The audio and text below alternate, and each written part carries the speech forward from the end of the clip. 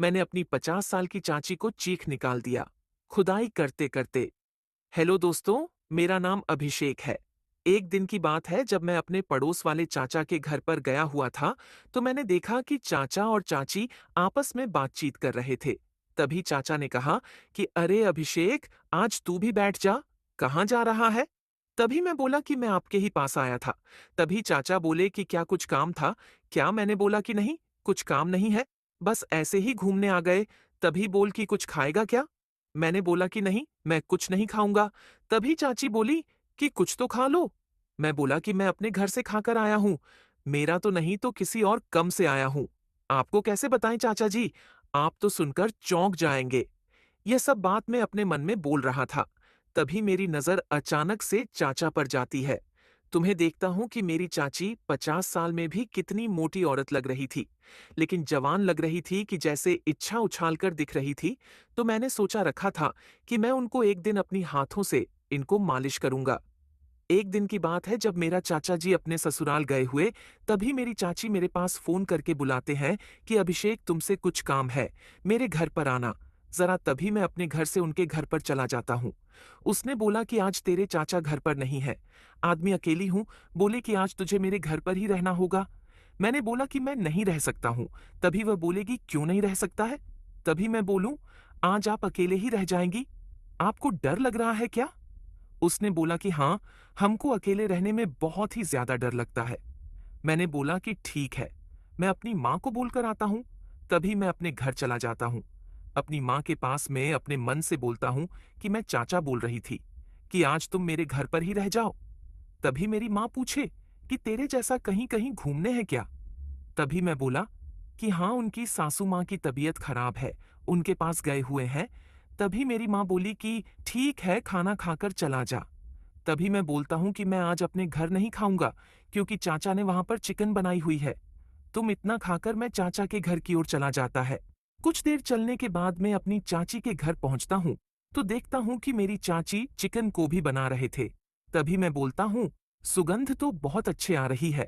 तभी चाची बोलती है कि हाँ, तेरे लिए ही बनाए हुए हैं, क्योंकि तेरे चाचा फोन किए थे और बोले थे कि चिकन बना देना। तभी हम दोनों खाने लगते हैं। खाना खाकर सोने ही जा रहे थे, तभी चाची बोलती है कि आप मेरे पास आ जा, तुझे कुछ बात करनी है। तभी हम दोनों कुछ बातें करते करते बहुत देर हो जाती है। तो चाचा बोलती है कि बाहर तो कहाँ सोएगा, तुझे तो बहुत गर्मी लग रही है, हम मेरे ही बगल में सो जाता भी अचानक से लाइट कट जाती है। तो मैं बोलता हूँ कि मैं बाहर जा रहा हूँ सोने के लिए, मुझे बहुत गर्म लग रही है। तो ठीक है, तो बाहर चला जाए। तभी कुछ देर बाद फिर से लाइन आ जाता है। तभी मैं बोलता हूँ कि चाची मैं अंदर आ जाऊं क्या?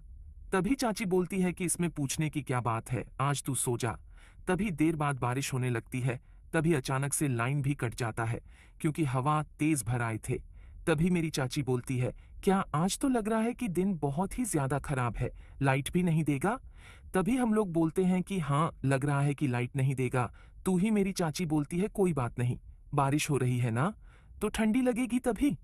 मैं बोलता हूं कि ठंड लगेगी नहीं, मुझे लग रही है, क्योंकि हवा भी तेज चल रहा था। तेजा जी बोलती है कि इतनी चिंता मत कर, मैं अपने बक्से में से कमर निकाल कर लाते हैं। तभी वह निकाल कर ला देती है और बोलती है कि बोले। तो मैं बोलता हूं कि क्यों, आपको जार नहीं लग रही है? वह बोलती है कि लग रही है। तो मैं बोलता हूं कि आप ही बोल लीजिए। तभी हम लोग दोनों पास हो जाते हैं।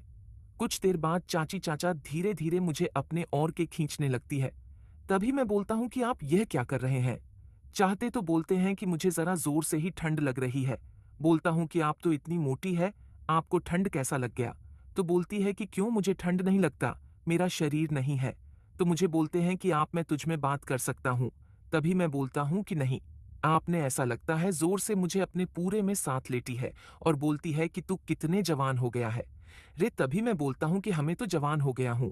तू बोलती है क्या, आज खेत खोलने का तो मन कर रहा है, लेकिन क्या करूं, खेत नहीं मिलता है। तू बोल कि तेरे सामने इतना बंजर जमीन पड़ी है और तू पूछ रहा है कि। तभी मैं बोलता हूं, यह खेत तो चाचा का है, उसने क्या हुआ है, तेरे चाचा का नाम थोड़ी नहीं लिखा हुआ इसका, क्योंकि खुदाई कर सकता है। इस बंजारा जमीन को ढेर दिन हुए हैं। तभी मैं बोलता हूं कि चाचा तो घर पर ही रहते हैं ना, तेरी याद तेरी इज्जत घर पर रहते हैं, उनकी लगन में इतनी ताकत नहीं है कि वह इस खेत को संभाल सके, क्योंकि उनकी उम्र 70 साल हो गई है। तुम्हें बोलता हूँ कि कोई बात नहीं है, मैं आज इस बैंजो ज़मीन को अपने हाथों से ही खुदाई करूँगा। तभी मैं खुदाई करना शुरू ही कर रहा था, तो मैंने देखा कि इसमें तो पानी का भी तो कमी है। तभी मैं चाचा से बोलता हूँ कि चाचा, आपके खेत में तो पानी की भी कमी है। तभी वह बोलती है कि 2-3 साल से फसल इस पर नहीं लग रही है। आज मैं कैसे भी तरह आपका कि खेतों को फसल उपजाऊ बना ही दूंगा। तो हमें बताइए, करने लगता हूँ। तो चाचा बोलती है कि अब रहने दो, बहुत हुआ। मैं बोलता हूँ आपका मन नहीं कर रहा है। चाची बोलती है कि नहीं, खेत की खुदाई कुछ ज्यादा ही हो चुका है। तभी मैं बोला कि अब तो पानी भी तो डालना होगा ना। तभी वह बोलती है कि हाँ, पानी खेत में ही डाल देना, क्योंकि अब इसमें खेत में फसल नहीं होगा। तभी मैं अपना मशीन का सारा पानी उनके खेत में डालता।